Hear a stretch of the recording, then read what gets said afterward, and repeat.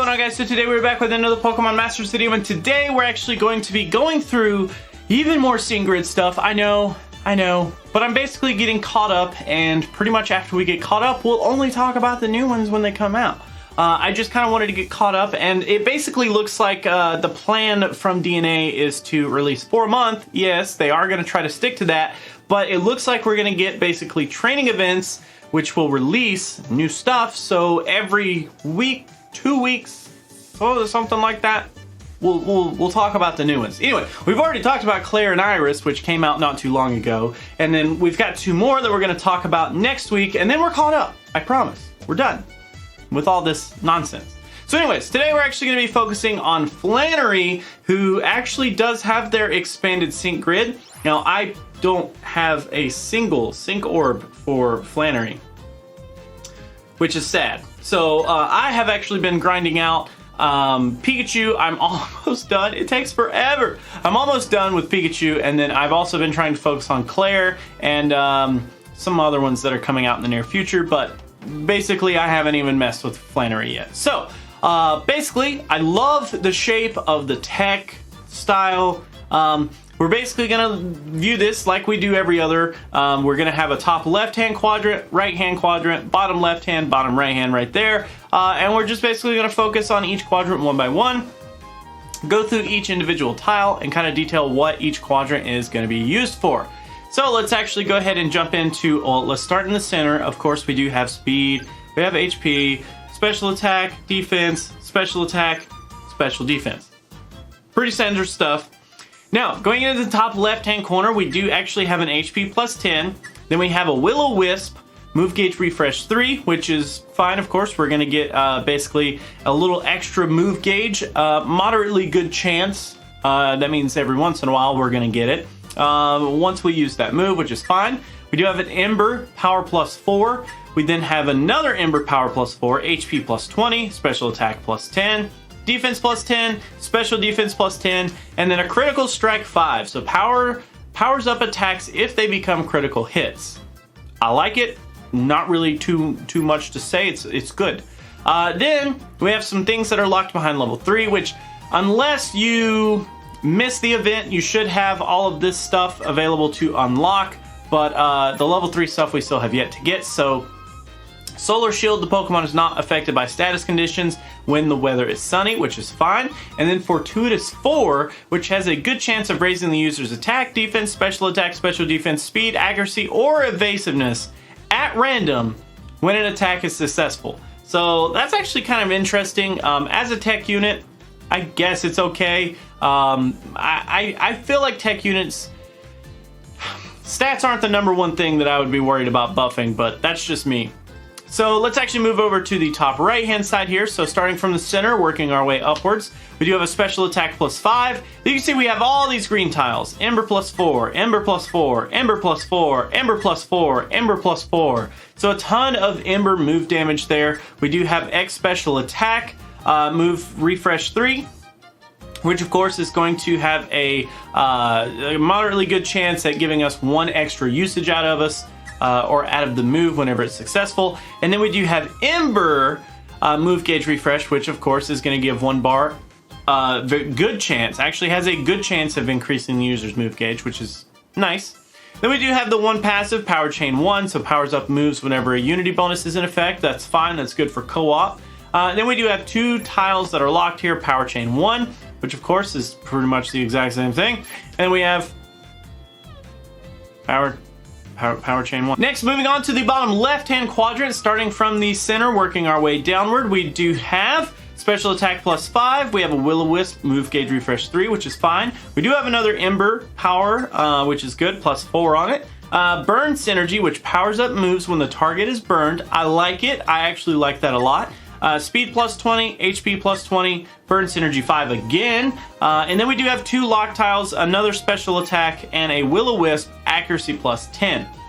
I honestly am not a huge fan of Will-O-Wisp. I mean, it's okay. It just leaves the target burned. Whoop-de-doo. But when paired with stuff like Burn Synergy, then it kind of becomes more interesting. So that's kind of what I like about Sync Grids, to be honest.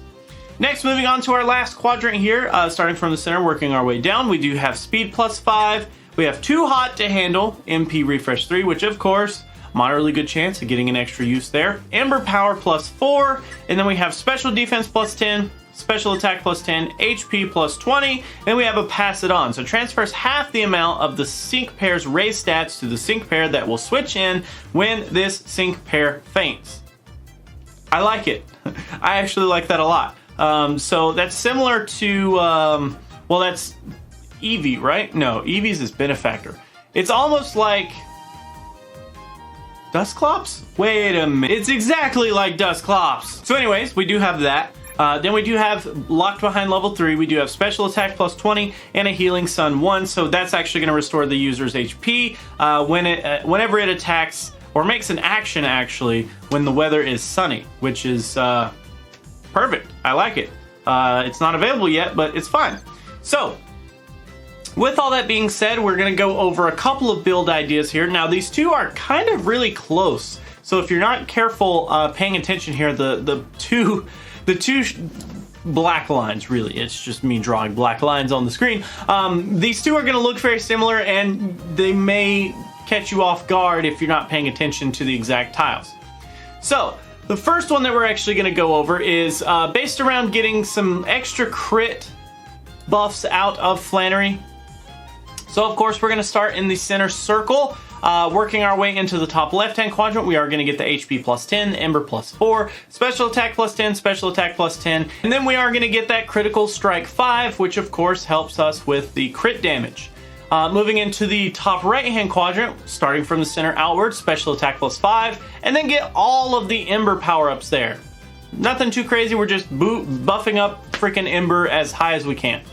In the bottom left-hand quadrant, we are going to get the one special attack +5 on the far left, and then we are going to go for the burn synergy there, which is fine. And then we're actually going to jump down to the bottom right-hand side. We're actually going to get too hot to handle MP refresh 3, and then we're going to get the other Ember +4 there as well. So basically, we're trying to focus on getting a ton of crit damage here, which it's fine, there's nothing wrong with that, but we could actually end up leaving a little bit of damage on the table.